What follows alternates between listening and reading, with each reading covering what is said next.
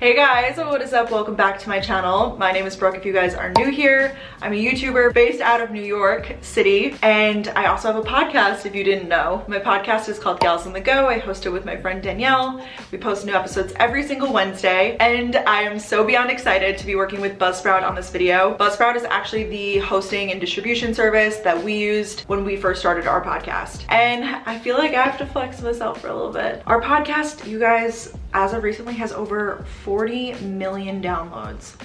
Like, what? Yeah, it's hard for me to fathom too. I don't really, it's a lot, okay? But with that being said, I feel like I have a little bit of a place, I guess, of sharing some tips and tricks for starting a podcast. I'm going to give you guys tips and tricks for podcasting. I do have a whole separate video on kind of how I started my show, equipment, more like technical questions are gonna be in that video, which I will go ahead and link in a card. But if you guys are looking for, like, you have a podcast or you're just starting and you want to grow, you want your podcast to be the best that it can be, this is the video for you. Buzzsprout is so easy to use. When we were first starting our podcast, we didn't really know what we were doing, and Buzzsprout really walks you through the process. So basically you just have to have your show, edit it how you like, produce it however you want, and then you're going to upload it to the Buzzsprout server, and then they're able to distribute it everywhere you need it to go. So if you're looking to get your show on Spotify, Apple Podcasts, different services, I guess, where people can listen and stream your show, you're gonna need a hosting or distribution service of some kind if you're starting a show, and I definitely recommend Buzzsprout because, like I said, I've used it. One of my favorite features of Buzzsprout is their analytics. They are so detailed, you guys. They even break down the city that the listener is listening from, and it's super updated, exact numbers and stuff like that, and just like an easy to read analytics format, which is so important as you're looking to obviously grow your show, track your growth, or just check in and see how your show's doing. I think analytics are super cool. Maybe that's just me, but I think everyone needs to be on top of their analytics. They have a super responsive support team, which I really like. I've definitely had to email with just some basic questions, and a real person responds to you, which we love, and they're just super helpful. So if you're looking to start a podcast, you don't really know where to start, I recommend checking out Buzzsprout. I will leave the link down below. Like I said, the hosting service that we used when we first started our show, for anyone who is truly a beginner to an expert could benefit from a service like Buzzsprout, so definitely check it out. Now we're gonna get into the tips and tricks. Well, first off, I just feel like this is stating the obvious. I hear it all day long. I probably get a text like this once a month. Hey Brooke, how are you? What's up? So my grandpa wants to start a podcast. My uncle wants to start a podcast. My mom wants to start a podcast. I want to start a podcast. I was wondering if you could give me some, tips. Obviously, number one is just to start. I am always such a proponent of if you want to do something, you will seek out the information and figure it out yourself. And I don't know how many more times someone could just be beating you, start.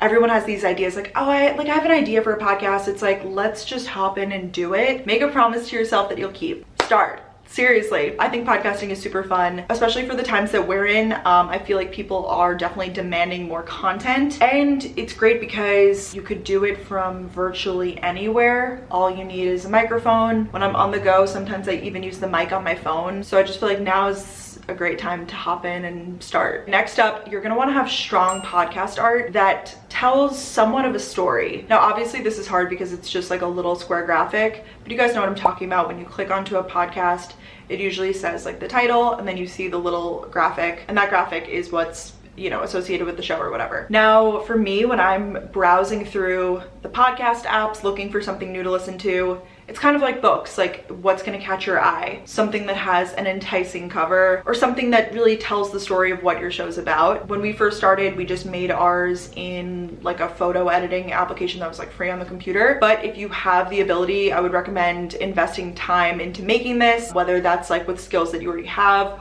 or outsourcing. You want to make sure that that image is clear, represents the show, and that it's something solid that you're proud of. Next up, you're gonna want to make sure that your show is in the right category. So this all has to do with the uploading. So basically when your show is on Buzzsprout, you get to go in and categorize your show. You just want to make sure that you're putting it where it's applicable for charts purposes and just for other groupings when algorithms are looking at what show is under what tab. If your show is about fishing, make sure that it's under like the outdoor sports category or whatever that would even fall under. That was a bad example. For us, we listed our show under fashion and beauty, lifestyle. I think we're under health as well. You could pick, I believe, a maximum of 3 categories. So just make sure that you are putting it where it's supposed to be. If your show evolves over time, that's great. Go in and like recategorize that, because it's important that you want to be in the right place, I guess. Especially if people, let's say that they're looking for a show that's like fashion and beauty specific, and then they find your show, but it's not, they're probably not going to be a continued listener. So you want to make sure that you're in the right spot, if that makes sense. And it's easier for people to find you that way. Next up, for your show, have a theme or a brand here. So many people go into podcasting blindly, I get it, and they're like, hey, I'm really funny, I'm just gonna start a podcast. All right, that's great. What are we gonna talk about? Are we going to have like, you know, specific segments on the show? What are just some concepts for the show? I think it's easy to think of, you know, a few off the bat, but really sit down and brainstorm maybe 5 to 10 episode ideas. This will get your creative juices flowing, kind of start to develop a brand, like what you see your show as, basically. Write a mission statement if you have to. I think that could be really helpful for beginners. Your show can have a niche or it could not at all. It's really up to you. If you want it to be super specific, like in one category, I say run with that and go and own that space. But also if you want to, let's say, cover an area as broad as like lifestyle, health, history, whatever you're interested in. But I think these are the things that kind of need to be worked out before you just jump right in. Or if you have already jumped right in, maybe consider this stuff now.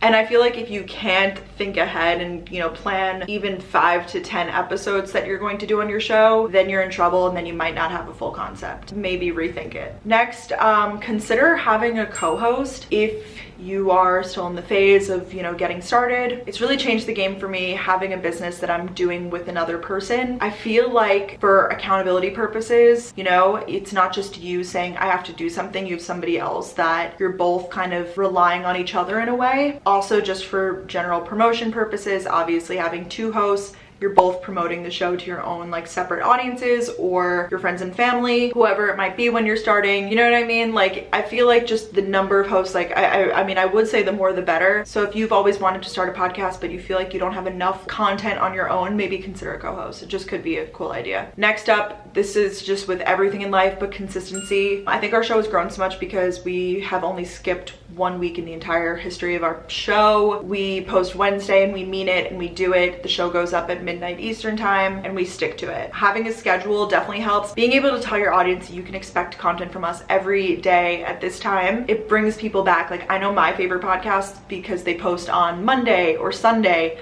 and I'm like excited for that day of the week because I know that I'm going to get some new content, which is awesome. It's okay to take breaks. I know people will do their shows seasonally and do like a season 1, season 2. That's fine, but I do think that there needs to be some element of consistency. Even if that's every other week, every month, a new show, whatever it is, consistency is key. Okay, next up, guests. Guests are great because they draw in new listeners. So if you're having someone who's a guest on your show, you are potentially exposing your show to their whole audience. On Spotify or Apple Podcasts, when I'm listening to someone's show, in the recommended shows, it will come up with times that those people who I'm like listening to have been guests on other shows, if that makes sense. So I feel like there's a lot of opportunity for cross promotion here. Of course, doing collabs with other podcasters is huge, but if you could just even have someone as a guest on your show, ideally you'd like someone that has a larger or a different audience than you. And of course, if this doesn't fit your show format, like if you're not a show that is going to have guests on, don't do it. Stick to your brand. But if it's something that fits, it could be a really great opportunity for growth. Speaking of growth, title, tag, SEO stuff. Podcasting is so different than any other form of social media. Sometimes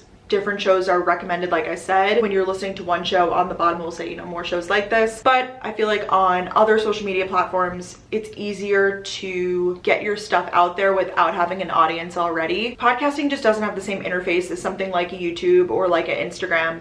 So it's harder to get your name out there, no doubt. So the way that we get around this, like I said, titling, tagging, and obviously taking advantage of SEO, which is search engine optimization. Basically, in your episode descriptions, you want to get descriptive about what you're talking about. Plug in keywords if you're talking about something that's trending or a topic that might generate interest. You want to make sure that you're plugging those words into the description, maybe even into the title. I'll give a little tip from our show. We found that shorter, concise titles work. I'll try to write a couple sentences to like a paragraph of a description description of what is discussed in the episode. In the tags of the show, obviously you want to have the host names, categories that you're under. I think it definitely takes some time of playing around with what's successful and what's not. I do think that sort of clickbaity or enticing titles will drag you in, so maybe play around with something like that. This is something that I feel like is trial and error, but use SEO to your advantage for sure. Lastly, community. Podcasting, very different than other social media platforms. There's no comment section, or at least like direct comment section on